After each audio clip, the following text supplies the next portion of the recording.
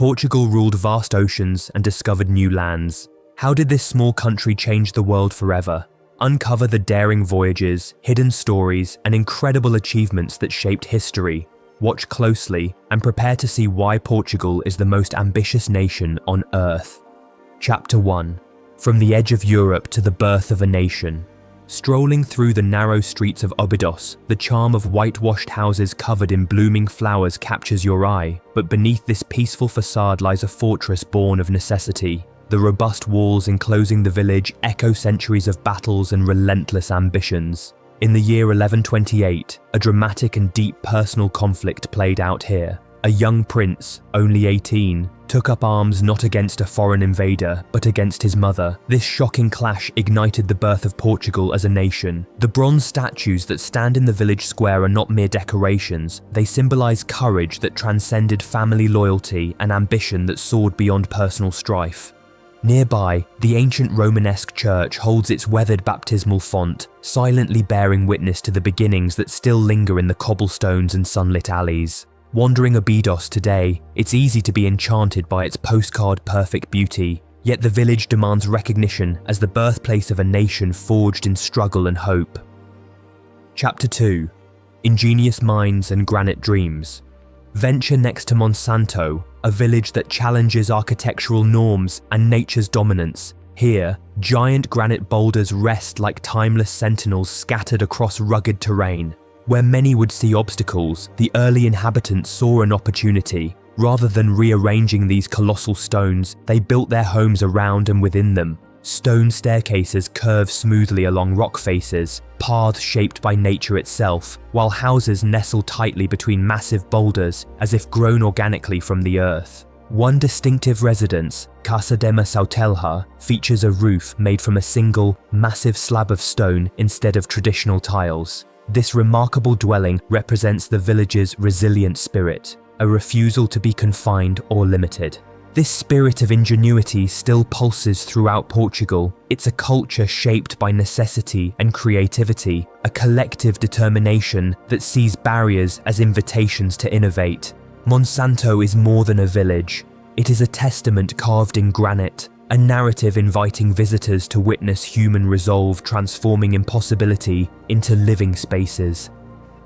Chapter 3. The Edge of the World and the Age of Exploration. Cast your gaze to Cape St. Vincent, Europe's southwesternmost point, where centuries ago, people believed the world ended abruptly. Beyond these cliffs lay terror, sea monsters, dragons, whirlpools ready to drag ships into the abyss. It marked the boundary between the known and an infinite unknown. Along the sun-drenched coast of Lagos, Prince Henry changed this fearful narrative. With vision and courage, he asked a transformative question: what if? This question became the pulse of an era. Prince Henry's sponsorship launched expeditions that pushed past fear and superstition. Their small, agile caravels braved uncharted waters and hostile storms, forging paths beyond Cape Bojador into the unknown. After years of perseverance, the explorers reached lands once deemed impossible. Lush volcanic islands like Madeira, cloaked in eternal green. The sailors faced terror and exhilaration, unsure if death or discovery awaited. These voyages were more than geographical quests. They were brave acts of spirit, igniting the age of exploration. Chapter 4. Conquering Oceans, Building Empires. Small fishing villages along Portugal's coast transformed into launching pads of global ambitions. Cascais and Setúbal, once humble boat-building centres, became epicentres of maritime innovation. In their yards, skilled craftsmen built the caravels, nimble, sturdy ships capable of crossing vast oceans. These vessels carried Portuguese flags to Africa, India, and the far corners of the world. By 1497, the fleet led by Vasco da Gama reached the port of Calicut in India, opening a sea route that would reshape trade and power balances for centuries. Portugal's reach extended from the shores of Japan to the jungles of Brazil, controlling vital trade routes and fortunes beyond imagination. The stories etched into Belém Tower's ancient stones and within the walls of Jeronimos Monastery are rarely just about glory. Cannons line up these fortifications, silent reminders of battles fought to protect immense wealth and fiercely guarded ambitions. These monuments rise as testimony to a country of barely 1 million souls shaping the currents of global history. Chapter 5: The Dark Side of Ambition. Portugal's rise to power is a story of daring exploration and enormous wealth, but those bright chapters come paired with shadows. Ships that carried spices and treasures also transported enslaved Africans, forever transforming lives in cruel and tragic ways. The conquest that built a global empire displaced countless communities and altered the world, leaving scars not easily healed. Closer to home, in the mid-1800s, Lisbon faced one of the most devastating disasters ever recorded.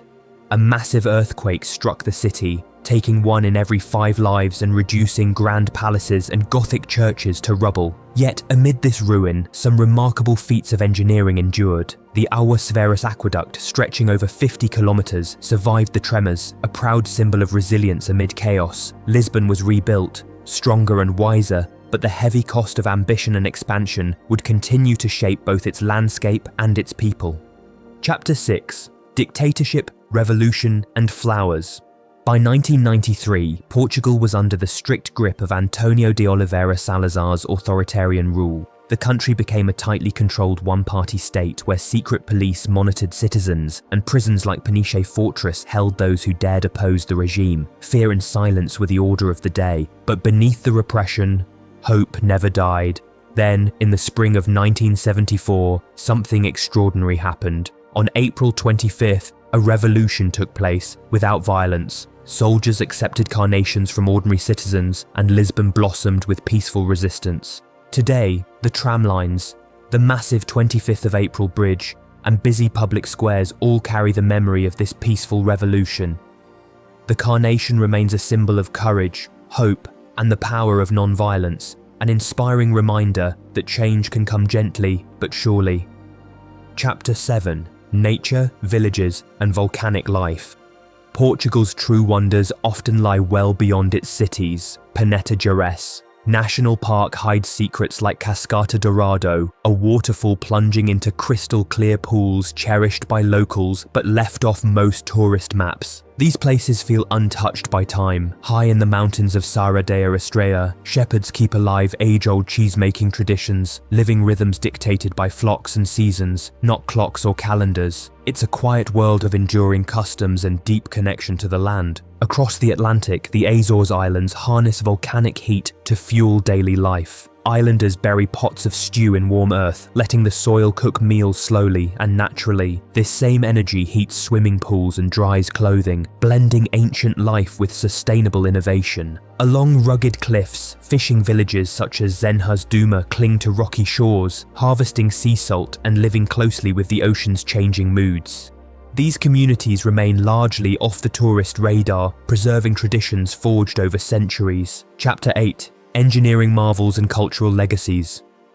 Portugal's audacity shines clearly in feats of engineering and cultural heritage. The Vasco da Gama Bridge stretches over 17 kilometers, built stronger than any building destroyed in the devastating Lisbon earthquake. It stands as a modern monument to resilience and progress. In rural landscapes, Forte de Graça reveals military genius. Its star-shaped design was so convincing that it deterred attack and remained unchallenged, a silent guardian of history nestled amidst vineyards. Speaking of vineyards, the terraced slopes of the Douro Valley were once threatened by fierce rivers that destroyed boats and claimed lives. Today, these terraces are home to peaceful river cruises drifting past endless rows of grapes, carrying the legacy of centuries-old winemaking. Porto radiates its own vibrant revival, adorned with colourful tiles, artistic expressions, and historic bridges blending old and new. Each tile tells a piece of Portugal's enduring culture. Hidden natural wonders like Benjil Cave, glowing golden in sunlight, and the towering waves of Nazaré remind us that Portugal is a land of contrasts, where beauty meets power, where human ingenuity dances with nature's force. In every stone and every wave, Portugal balances history, danger, and hope, inviting explorers to uncover a land that is as ambitious as it is deeply authentic. As the sun sets over Lisbon, or you gaze at volcanic peaks in the Azores, you realize Portugal is a country built on audacity. From explorers who sailed into villages unknown to defy time itself, every corner tells a story of ambition, courage, and wonder. Portugal is not just seen, it is felt. Love discovering hidden corners of the world? Hit subscribe and join us on our next journey to explore secrets, wonders, and adventures that will change the way you see the world forever.